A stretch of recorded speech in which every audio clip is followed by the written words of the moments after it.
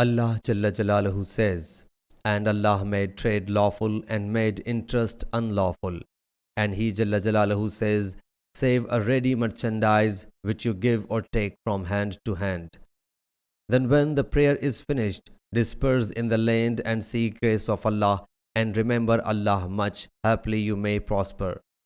And when they saw any trade or sport, they went toward it and left you standing while addressing. Say you that which is with Allah is better than sport and trade, and the provision of Allah is best. And Allah Almighty says, consume not unjustly the property of one another among yourselves, except it be a trade by your mutual consent. Surah Al-Nisa, verse 29.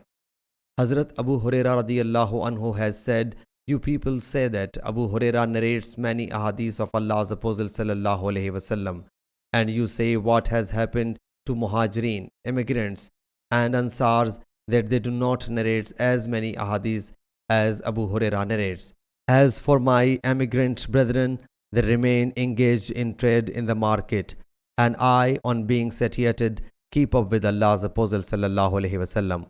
I remain present when they are absent, and I retain, whereas they forget. My Ansari brethren work in their fields and gardens, whereas I am one of the destitute of sufa. I retain, whereas they forget.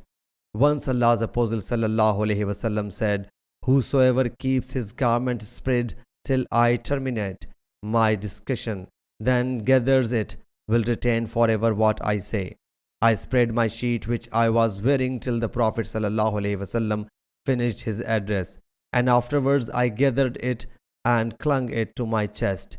Since then I have not forgotten any of the saying of Allah's Apostle sallallahu alaihi wasallam. Sahih Bukhari, Hadith number 2047.